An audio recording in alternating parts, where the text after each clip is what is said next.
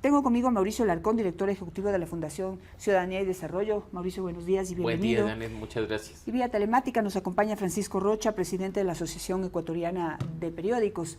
Francisco, buenos días, bienvenido también. Janet, buenos días. Mauricio, buenos días y un saludo a la ciudadanía. Un gusto estar con ustedes. Vamos a hacer un ping-pong interesante para poder comprender la importancia de defender el derecho de libertad de prensa, vital para el derecho también de libertad de expresión, y así poder mirar qué es lo cómo estamos y qué es lo que nos falta hacer. Y quisiera empezar, Francisco, contigo. ¿Cómo ves en este momento la situación en el Ecuador de la libertad de prensa, toda vez que hemos visto en los últimos días muchas amenazas por parte de grupos de delincuencia organizada que de alguna manera intentan callar o acallar la voz de la prensa?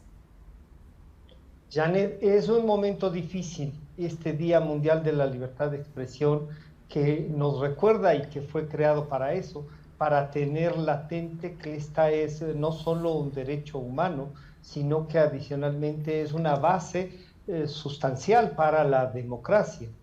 La evaluación que hemos hecho la semana pasada en la Sociedad Interamericana de Prensa Reunidos es penosa, diría yo, para el tema de la libertad. Vienen muchas fuerzas políticas tomando a la prensa, a los medios de comunicación y por lo tanto a la libertad de expresión, tomándolo como un objetivo de ataque político. ¿Por qué se vuelve un objetivo de ataque político? Porque intentan convertirnos en la noticia, porque no encuentran a veces entre ellos mismos contradictores y en algunos casos, yo diría, tienen una vocación por ser la única voz. Y entonces, frente a la única voz, el trabajo de la prensa, de los periodistas, se vuelve un tema de, como suelo decir a veces, de la piedra en el zapato de aquel que ejerce siempre el poder político. Entonces, la evaluación en el Ecuador, desde los movimientos sociales, pasando por varios partidos políticos, por varios gobiernos, el ataque principalmente es a la prensa y a los medios de comunicación, porque no tienen a veces, en el caso ecuatoriano, contradictores políticos y encuentran una salida en culparnos todo a los medios de comunicación y a la prensa, Janet. Mauricio, en ese sentido, pues esto ya lo llevamos viviendo algún tiempo. Esto se recrudeció en el gobierno de Rafael Correa, se perfeccionó. Y de alguna manera nos pusieron en ese incómodo lugar, ¿no?, de ocupar ese lugar que la oposición política muchas veces no logra por a veces su mediocridad ganar, ¿no?, ese lugar de ser la oposición de un gobierno, la oposición natural. Pero yo decía que además tenemos este otro elemento ahora, ¿no?, que es la delincuencia organizada. En estos últimos tiempos hemos visto cómo esa libertad de expresión se ve afectada por la delincuencia organizada. Tenemos 2 periodistas que han tenido que salir del país y varios amenazados. Eso, ¿cómo debemos analizarlo y cómo debemos mirarlo? Bueno, Janet, partamos del hecho de que el oficio de ser periodista es una profesión de alto riesgo, ya no solo en países que hace pocos años veíamos distantes como México, como Honduras, sino que ya incluso, debemos decir, en Ecuador. Tú lo has dicho que no solo, ya lo mencionaba Francisco, hay presiones desde el poder político, desde el poder económico, para afectar la forma en la que los medios de comunicación difunden información y opinión a la ciudadanía, sino que ya tenemos elementos adicionales, en este caso vinculados al crimen organizado, al crimen transnacional, que también están haciendo mella en la comunicación, en el periodismo. ¿Quién pierde? El receptor final, el ciudadano, que deja de recibir esa información, esa opinión y esos datos para poder analizarlos y sacar sus propias conclusiones. No nos olvidemos que acá ningún periodista ni ningún medio tienen la verdad, sino que aportan con insumos para que seamos nosotros los que saquemos conclusiones y tomemos decisiones en función de ello. Has hablado, Janet, de 2 periodistas, una muy bien identificada, otro que prefiere permanecer en el anonimato, que han salido del país a propósito de las presiones las amenazas, la influencia que ha ejercido sobre ellos de manera negativa, la presencia del crimen organizado. Y entonces cabe preguntarnos, ¿qué ha hecho el gobierno, los gobiernos, cuya responsabilidad es promover y defender derechos, garantizar los derechos de la ciudadanía en general, incluyendo los periodistas, para que esta situación llegue a este punto? Ya no solo es cuestión de analizar, Janet, omisiones, sino también acciones puntuales, porque es muy fácil decir que el gobierno no ha activado un comité de protección o que se ha demorado en hacerlo, que no asigna recursos, que no capacita a su personal, el no, pero también hay que ver qué ha hecho para llegar a esta situación. Y tú mencionabas gobiernos anteriores, pero el mal, la afectación a la libertad de expresión y a la libertad de prensa se han venido arrastrando durante todo este tiempo. Francisco, justamente en eso, ¿qué hacemos? Porque es un derecho tan importante para la democracia que no lo podemos perder. Es decir, no podemos sentarnos a ver cómo los periodistas se van del país, o cómo se renuncian a los medios de comunicación, o cómo digamos, se impone la autocensura fruto del temor. Naturalmente entendible. Entonces, se habla de la ley de comunicación, se habla de que hay la necesidad de reglamentar la ley de comunicación, y en una reunión en la que estuve presente con el Comité para la Protección de Periodistas, el gobierno se comprometió a terminar la reglamentación y a financiar el sistema de protección de periodistas. Pero mi pregunta, ¿es suficiente? No, nunca va a ser suficiente, Janet. Es verdad que hay que ir avanzando y el reglamento a la ley de comunicación sería un paso, pero no es suficiente porque las organizaciones delincuenciales, las organizaciones de la narcopolítica, los sectores políticos están empeñados en usar no solo a la libertad de expresión, como he dicho, sino a la prensa y a los periodistas como objetivo. Y mientras seamos objetivos, hay que trabajar, como dice Mauricio, en otras aristas. Además de la reglamentación, como tú nos recuerdas, y que el gobierno se ha comprometido, hay que financiar esto, pero adicionalmente hay que trabajar en la construcción de una red de protección. Y esa red de protección tiene que cubrir a áreas en donde el Estado a veces, como Estado mismo, está ausente. Hablemos claramente, la provincia de Esmeraldas, Sucumbíos, Los Ríos y la provincia de Los Áchilas ahora, Manabí, El Oro, son zonas en donde la delincuencia organizada y la narcopolítica están ya funcionando. Entonces, esto no es solo un tema de medios y de periodistas, es un tema de la sociedad, y la sociedad tiene que también ayudarnos a actuar. Han ido trabajando en varios frentes, Janet. Los trabajos que han hecho es, primero, fue una fuerte campaña de desprestigio a los medios y a los periodistas, de quitarles la voz, de intentar acallarlos, dañando su imagen, dañando su carrera, dañándoles individualmente el espíritu, Janet. Luego han avanzado, nos enjuiciaron como medios, persiguieron a los medios de comunicación, lograron que muchos de ellos con las multas cerraran sus puertas. Hemos perdido desde la pandemia acá 2.300 cargos o trabajo periodístico, Janet. Y eso nos tiene que llamar la atención, porque, como ha dicho Mauricio, no somos la noticia, somos los que llevamos el mensaje del debate social. Y en ese debate social tenemos que ir construyendo que la opinión pública, la opinión que los ciudadanos tienen que construirla en virtud de la información que le demos. ¿Quiénes? Nosotros les llevamos la información, sí, pero los actores políticos y sociales son los que construyen y los que hacen la realidad. Entonces el gobierno tiene una deuda, pero es una deuda que se viene atrasando. Sería injusto no reconocer que la reforma profunda a la ley de comunicación se hizo en primera parte con el presidente Moreno, quien dejó determinadas cosas, y en la segunda parte, más profunda todavía, la que ha hecho el presidente Lasso. Pero a esa hay que irla construyendo. La sociedad tiene que organizarse y tiene que responder democráticamente a estos retos. Sí. Y sin duda, si no defendemos la libertad de expresión, Janet, si no defendemos a los que trabajan por ella, la democracia está en riesgo y la libertad de expresión bajo acecho.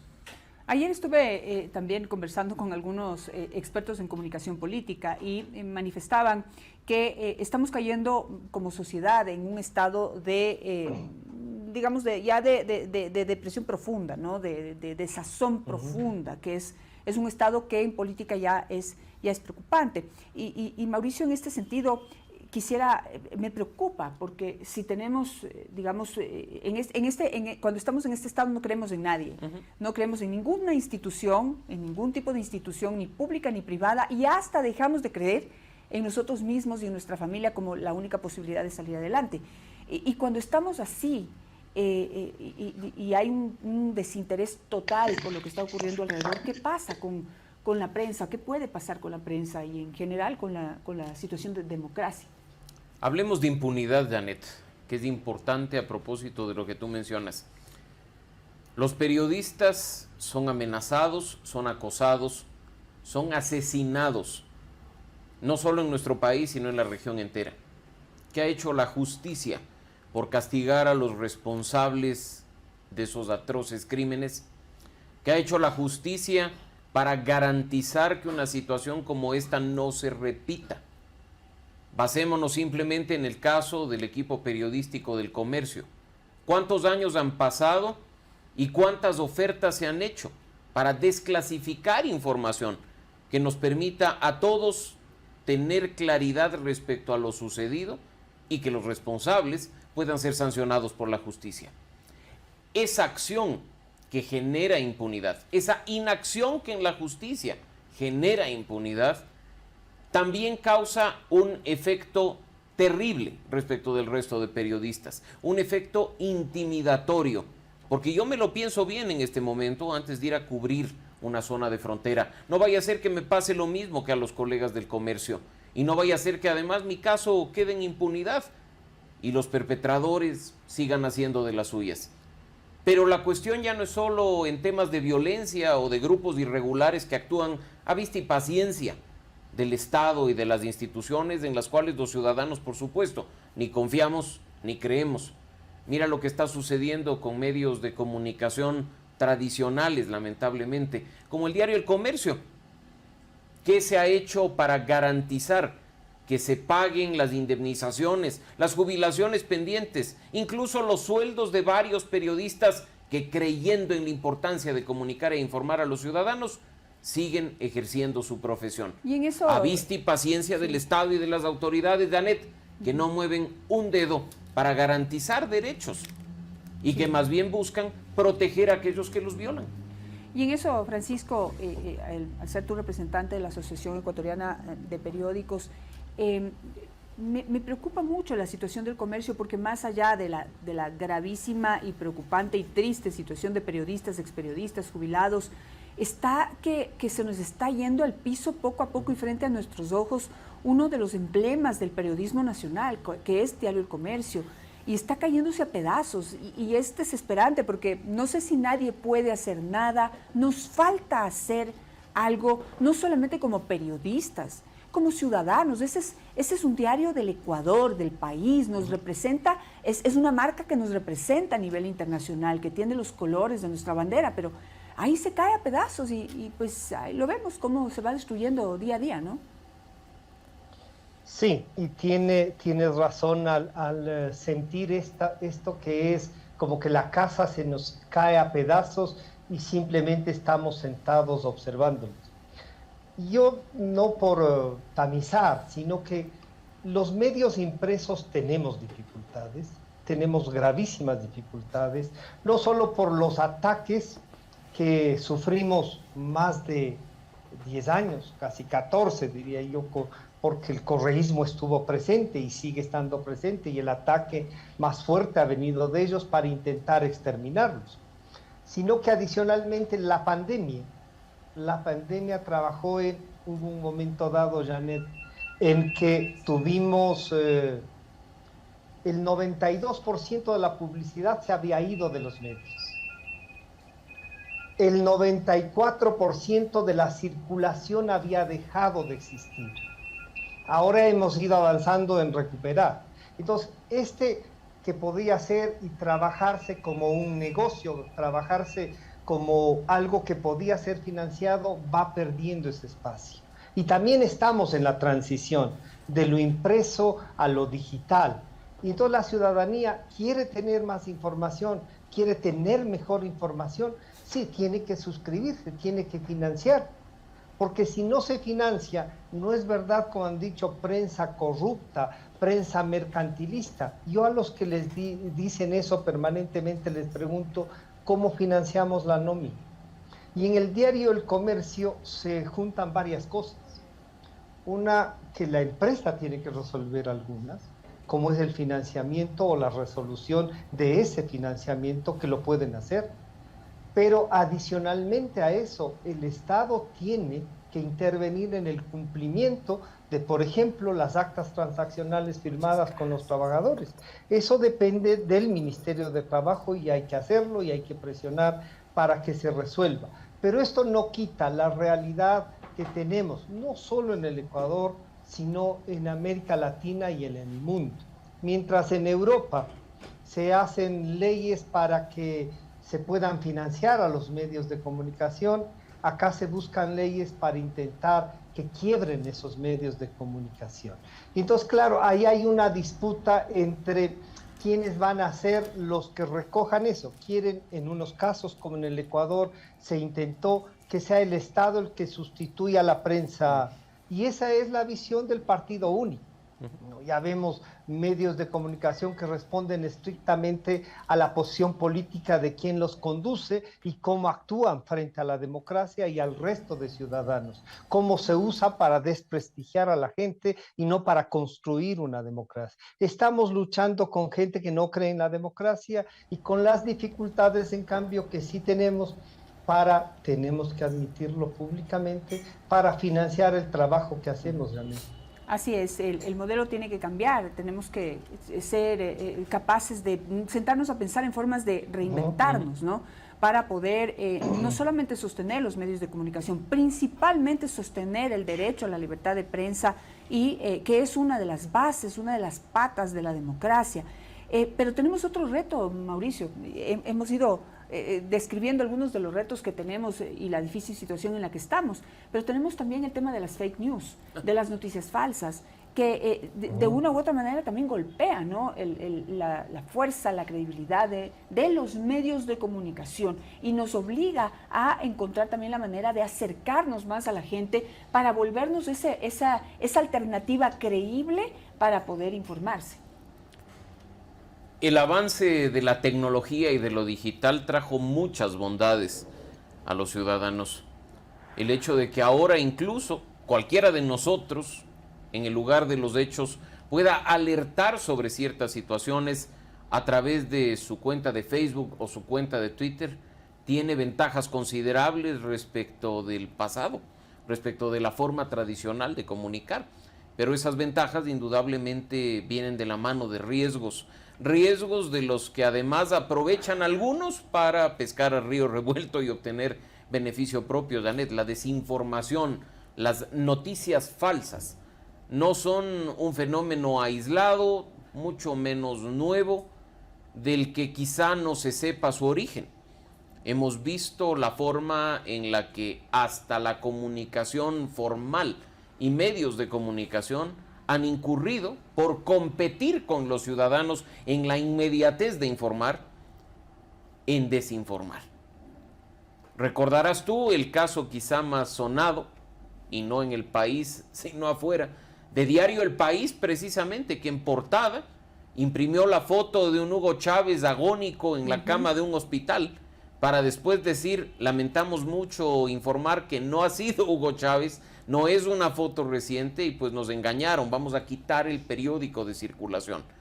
Ahora periodistas lamentablemente incurren en prácticas de desinformación y su vanidad y su ego les impide ver más allá de sus narices para rectificar, asumir que se ha cometido un error y, pensando en el público y en su credibilidad, que es el mayor patrimonio, arreglar la situación y continuar informando. La desinformación está presente en nuestro país, en algunos momentos con mayor fuerza. los electorales quizá, donde incluso influencia de países extranjeros, como hemos podido ver a través de monitoreos que en época de elecciones realiza Fundación Ciudadanía y Desarrollo, traen consecuencias, generan tendencias, confunden a la gente y terminan incluso influyendo en el resultado electoral. Así es que de ese lado no hay mucho que se pueda hacer desde las autoridades y los gobiernos, porque el control de las redes sociales o del espacio digital es inaceptable bajo todas las formas. ¿Dónde nos queda pendiente trabajar? En la ciudadanía, en los beneficiarios finales del proceso de comunicación, para que a través de ejercicios muy simples sepan distinguir entre lo que es y lo que no es, sepan verificar, incluso a través de acciones simples en el buscador de su navegador web, si es que una foto es real o es trucada. Y ahora también, Janet, hay que preguntarnos qué va a pasar con el surgimiento fuerte y la entrada fuerte de esa inteligencia artificial que empieza ya no a generar desinformación, sino a competir con la capacidad propia de quienes están en el oficio diario de informar a los ciudadanos. Justo con ese último punto, y era prácticamente sí. Mi última pregunta, Francisco, ese es un reto. O sea, mira cuántos retos tenemos, el entorno es complicado, y creo que es importante que la ciudadanía que en este momento nos escucha y nos ve comprenda en medio de este mar tan agitado en el que nos desenvolvemos los medios de comunicación, y tenemos que salir adelante, tenemos que sobrevivir. Pero se viene lo más fuerte, se viene esto de la inteligencia artificial con un poder de llegada, de expansión, de difusión insuperable. Y yo digo, en esto siempre uno se atemoriza, ¿no?, ante estas cosas nuevas que se vienen, pero creo que tenemos una alternativa, y es en este momento prepararnos para entender cómo funciona eso. Y pues ponerlo a trabajar a favor del derecho a la libertad de prensa, del derecho a estar bien informados. Y yo no sé si nos está ya atropellando la ola o estamos a tiempo de prepararnos. Janet, es un tsunami ciertamente, ¿no? Y para los tsunamis no se está preparado. Lo que hay que trabajar es para responder lo que pasa y para reconstruir. Y en eso estamos trabajando, ¿no? En los temas de intoxicación de la información. Porque si bien Mauricio nos dice no hay que regular las redes sociales, es inaceptable, y yo comparto esa idea, pero hay que poner una norma por lo menos. Porque, Janet, ¿quiénes nos insultan o quiénes usan las redes sociales para generar noticias falsas? No tienen nombre y apellido la mayoría, no dan la cara para enfrentarnos o debatir políticamente o debatir los temas sociales. No, se ponen nombres de artistas, son Batman, son Superman, son cualquier cosa, son números, son letras. Y desde ese anonimato es donde generan cosas. Y entonces generan un montón, incluso generan perfiles con nombres, pero que no existen. Entonces, desde ese anonimato, el que de alguna manera habrá que responder, la estructura jurídica, por lo menos tiene que identificar quienes trabajan así en las redes sociales. La otra, no todo lo que está en las redes sociales son medios de comunicación, y eso la ciudadanía debe estar clara. Las redes sociales son un instrumento individualizado que le permite, no a todos ser periodistas, que le permita a todos tener acceso y difundir información, sí, pero contextualizar, tener una historia para generar esa información, no a todos. Y ahí viene lo de la inteligencia artificial, y permíteme, me robo un minuto. A la inteligencia artificial le preguntamos en un ejercicio la semana pasada cómo estaba la libertad de expresión, nada menos que en Nicaragua, en donde han cerrado medios de comunicación, en donde han metido presos no solo a políticos, sino a la mayoría de los representantes de los medios de comunicación. Y la inteligencia artificial decía que el nivel de la libertad de expresión, tomando en consideración todos los tratados internacionales firmados por Nicaragua, era un nivel aceptable. Luego le preguntamos, y claro, en la última parte de eso decía que hay ahora unas dificultades por la confrontación gobierno y medios de comunicación. Luego le preguntamos si el ejercicio del periodismo estaba en riesgo en esa misma Nicaragua. Entonces, claro, la inteligencia artificial demostró ahí que está en riesgo en tanto y en cuanto confronta al poder. Y claro, ese es el problema, confrontar al poder en virtud del atropello de otras leyes. Pero si fuese exclusivamente por los tratados internacionales que ha firmado y a los que ha adherido, claro, Nicaragua sería un paraíso. Y esto es lo que hay que tener en consideración. La inteligencia artificial no puede sustituir el discernimiento. Va a responder a lo que nosotros la alimentemos. Y tenemos nosotros como medios de comunicación y periodistas una ventaja sobre eso, y que sí la hemos podido medir. O sea, la marca cuenta, los periodistas cuentan.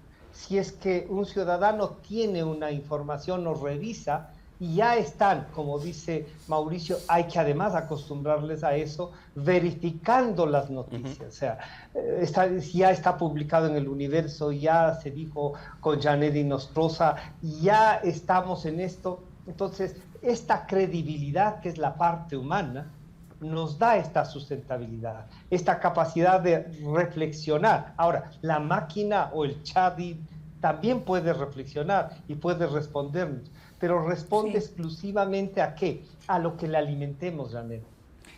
Así es, hay que el criterio, la mente, el discernimiento, la conciencia, la ética, los valores del ser humano realmente no van a poder estar reflejados en ningún tipo de inteligencia artificial. Creo que no debemos olvidar nunca eso. Inteligencia artificial. No hay que deshumanizar, Janet. Exactamente. No hay que deshumanizar el tema. Y me quiero quedar con eso y con una corta conclusión también de parte de Mauricio.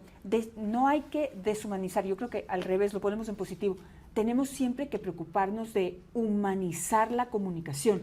Creo que esto es lo que engloba todos los retos que tenemos, ¿no? Incluso el reto de informar sobre lo que está pasando con la delincuencia organizada. Y hay un punto. Fíjate que llevo varias semanas pidiendo una información al SNAI sobre los menores de edad delincuentes. Espero esta semana ya por fin conseguirla, porque hay que humanizar también nuestra visión frente a lo que está sucediendo. Es fácil, digamos, lo más fácil es asustarnos y defendernos, ¿no? Cerrar la lámpara y defendernos. Pero si no entramos a comprender de dónde viene esa violencia, cómo empieza esa violencia que empieza en seres humanos, entonces pues estaremos cometiendo un error tremendo, ¿no? Janet, la libertad de expresión es un derecho de todas las personas, no un privilegio y un asunto exclusivo de periodistas y comunicadores.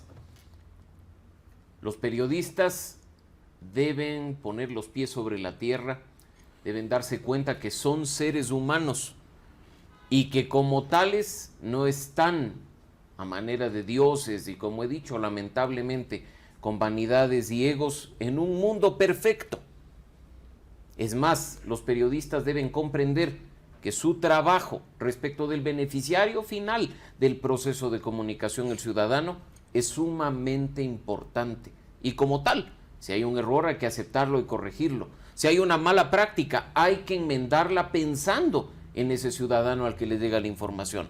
Del otro lado, a nosotros nos corresponde tener en cuenta que quienes arriesgan su vida y quienes se exponen siendo imagen pública en el ejercicio del periodismo y la comunicación son personas como nosotros y como tal deben tener su derecho fundamental y básico garantizado por todos, no solo por el Estado, para que nadie se crea con derecho de callar a otra persona, sea o no periodista, por el único hecho de pensar distinto. Respeto a la forma de pensar, de decir, de expresarse de todos sin distinción alguna. Gracias, Mauricio, gracias también a Francisco por estar esta mañana aquí en Vis a Vis con Janet Nostroza, reflexionando sobre este tema importante. La libertad de prensa no es solamente para los periodistas, es un bien y es una parte importante de la democracia, es un ingrediente importante de la democracia. Todos tenemos la obligación de defenderlo. Gracias, que tengan un excelente día. Gracias, Janet, un gusto.